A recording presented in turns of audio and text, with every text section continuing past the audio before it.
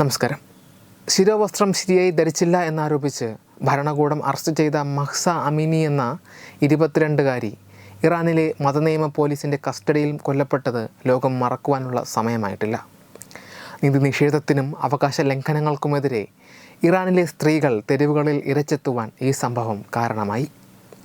ഇറാനിലെ ഇസ്ലാമിക ഭരണകൂടത്തിനെതിരെ മുദ്രാവാക്യം മുഴക്കിയതിൽ സ്ത്രീകളും കുട്ടികളും പ്രായം ചെന്നവരും ഉണ്ടായിരുന്നു.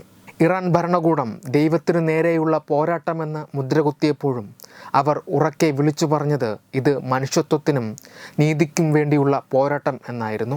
1979 ഇസ്ലാമിക വിപ്ലവത്തിന് ശേഷം ഇറാനിൽ നടന്ന ഏറ്റവും ദൈർഘ്യമേറിയ പ്രക്ഷോഭമായിരുന്നു ഇത്. സ്വന്തം രാജ്യത്തെ സ്ത്രീകളെ സംരക്ഷിക്കുവാൻ കഴിയാത്ത ഇറാന് സമിതിയിൽ തുടരാൻ യോഗ്യതയില്ല എന്ന് പറഞ്ഞ് ഐക്യരാഷ്ട്രസഭയുടെ വനിതാ അവകാശ സമിതിയിൽ നിന്ന് ഇറാനെ പുറത്താക്കുന്നതിൽ കാര്യങ്ങൾ കൊണ്ടുചെന്നെത്തിച്ചു. സ്ത്രീകളുടെ സ്വാതന്ത്ര്യത്തിലേക്കുള്ള കടന്നുകയറ്റം എന്നതിനുമൊപ്പം ഈ വസ്ത്രം ഒരു സുരക്ഷാ ഭീഷണി കൂടിയാണ് എന്നത് സത്യം തന്നെയാണ്.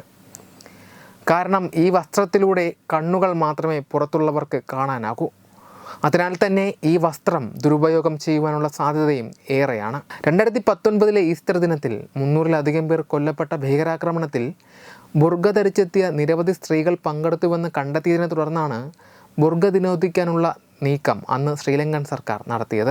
ഈ വസ്ത്രം 1990-കളിൽ ചില തീവ്ര സംഘടനകൾ നിർബന്ധിച്ച് ധരിപ്പിക്കാൻ ശ്രമിക്കുന്നതുവരെ ശ്രീലങ്കൻ സ്ത്രീകളുടെ വസ്ത്രധാരണത്തിൽ ബുർഗ ഇല്ലായിരുന്നുവെന്നാണ് അന്വേഷണത്തിൽ കണ്ടെത്തിയത്. പിന്നീട് 2021 ശ്രീലങ്ക ബുർഖ അല്ലെങ്കിൽ ഹിജാബ് രാജ്യത്ത് നിരോധിക്കുകയും ചെയ്തു. തുടർന്നുള്ള വർഷങ്ങളിൽ സ്വിറ്റ്സർലൻഡ് അടക്കമുള്ള രാജ്യങ്ങളും ബുർഖ നിരോധിച്ചു. ഇപ്പോഴിതാ പൊതുസ്ഥലത്ത് മുഖം മറയ്ക്കുന്ന വസ്ത്രത്തിന് നിരോധനം ഏർപ്പെടുത്തിയിരിക്കുകയാണ് മുസ്ലിം ഭൂരിപക്ഷ രാജ്യമായ കസാഖിസ്ഥാനും. കഴിഞ്ഞ ദിവസം പ്രസിഡന്റ് കാസിം ജോമാർട്ട് ടോക്കിയേവ് ഇത് സംബന്ധിച്ച നിയമത്തിൽ ഒപ്പുവെച്ചു.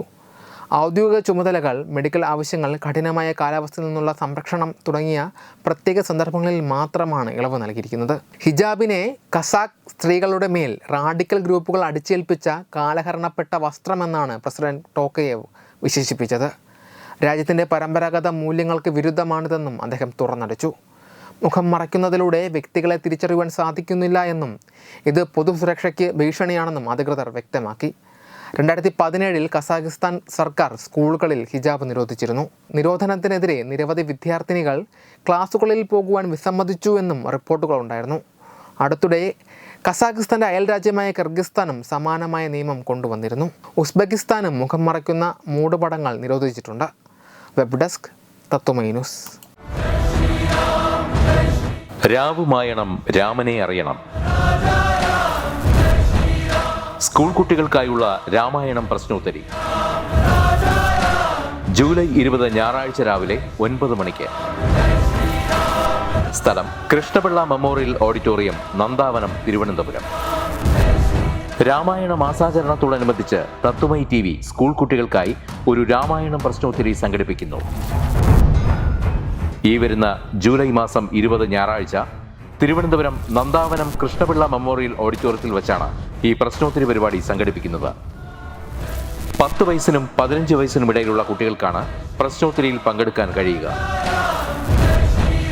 പങ്കെടുക്കാൻ താല്പര്യമുള്ളവർ പേര്, പഠിക്കുന്ന സ്കൂളിന്റെ ID കാർഡ്, ജനനത്തീയതി തെളിയിക്കുന്ന തിരിച്ചറിയൽ രേഖ എന്നിവ സഹിതം 9034347838 എന്ന നമ്പറിലേക്ക് വാട്സപ്പ് ചെയ്യുക.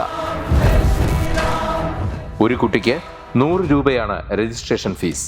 പ്രവേശനം ആദ്യം രജിസ്റ്റർ ചെയ്യുന്ന 54 കുട്ടികൾക്ക് മാത്രം.